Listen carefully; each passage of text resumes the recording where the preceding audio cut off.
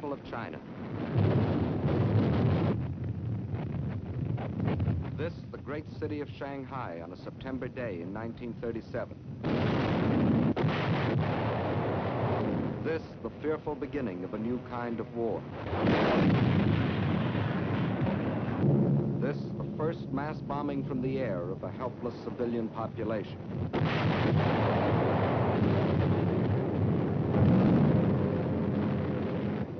Why? Why are these innocent Chinese men, women, children to die beneath the hail of Japanese bombs? To find the answer to this question, we must first understand something about China and Japan. And to understand China, three facts must never be forgotten. China is history. China is land. China is people. Chinese history goes back for more than 4,000 years. That's a long time. It was only 168 years ago that Washington crossed the Delaware. Only 452 years have passed since Columbus discovered America. It's 1,500 years since the world saw the fall of the ancient Roman Empire. 3,400 years have gone by since Moses received the Ten Commandments. 3,700 years have passed since the pyramids were built. But more than 4,000 years ago, the Chinese Empire was already in existence. And more important, so was the Chinese civilization, a civilization of art and learning and peace. Yes, China is history. And China is also land, more land than the entire continent of Europe, a third larger than the United States, and rich in raw materials. This vast area consists of China proper and 4 outer provinces. To the north is Manchuria, huge and desolate, but abounding in raw materials. Next to Manchuria are Mongolia and Xinjiang. Here lies the Gobi Desert, a vast plateau twice the size of Texas, inhabited by nomad tribes who lead their camel caravans back and forth over ancient trade routes. To the west is Tibet, the icy roof of the world, its borders encompassing the eastern end of the Himalayan mountains, the mystery land that few have entered. And from these vast mountains of the west rise the 3 great rivers which are China's lifeblood. The northernmost of these is the Huanghe, the Yellow River, often known as China's sorrow because of its frequent flooding. Far to the south flows the Xinjiang, the Pearl River, which enters the sea past the great ports of Canton and Hong Kong. But the greatest river of all is the one that flows between, the Yangtze, winding for 3,000 miles through the heart of China, bringing fertility to the good earth and bearing upon its broad waters half the commerce of China. Yes, China is land, next to Russia, the largest country in the world. But most important, China is people, 450 million of them.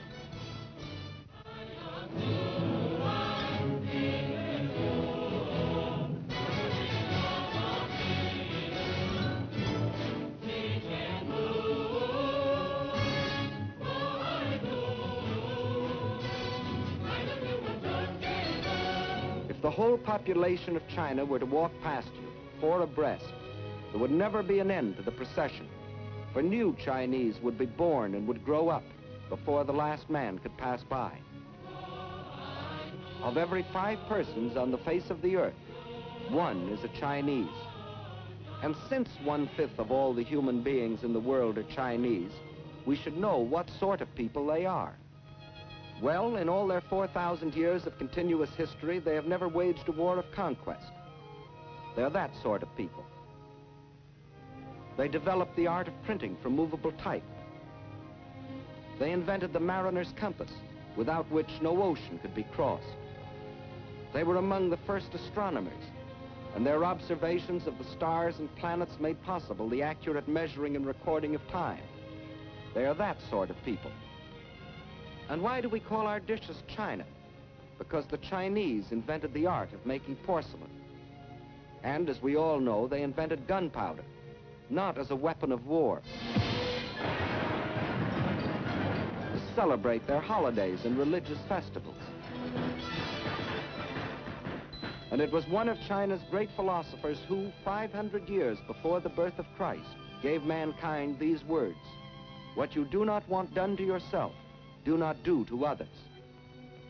They are that sort of people, enriching the world in which we live. Yes, China is incredibly old, incredibly big, incredibly populous. Yet it was, until recently, a land with which few of us concerned ourselves. But now a great change has taken place. China is now our fighting ally, or more accurately, we are China's.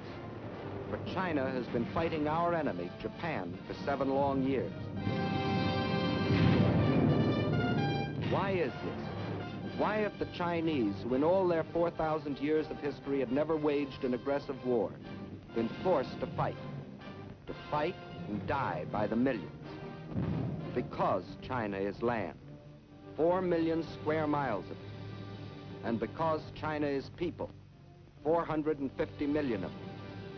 And because Japan had a plan to use them both. That plan was finally stated in the Tanaka Memorial, a blueprint for world conquest, formulated in 1927 by Baron Gishi Tanaka, the Japanese foreign minister. In order to conquer the world, we must first conquer China. Here was their mad dream. Phase 1, the conquest of Manchuria for raw materials. Phase 2, the absorption of China for manpower, piece by piece, so as not to arouse the rest of the world. Phase 3, a triumphant sweep to the south to seize the riches of the Indies. Phase 4, the eastward move to crush the United States. One fact was obvious. China was to be the giant back on which Japan would ride to world conquest, just as Russia was to be enslaved for German use.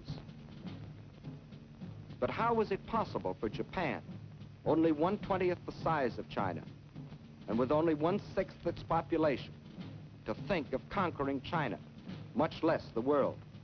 There were 2 main reasons for this.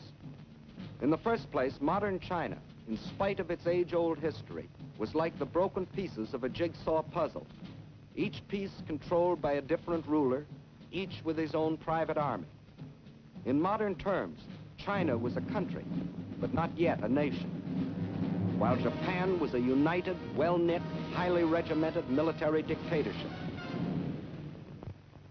The second reason lies in the uses each country made of our Western civilization. Let's see what China took. You will notice that this is a very old piece of film. Actually, it is more than 30 years old, and it shows a very great man by the name of Sun Yat-sen.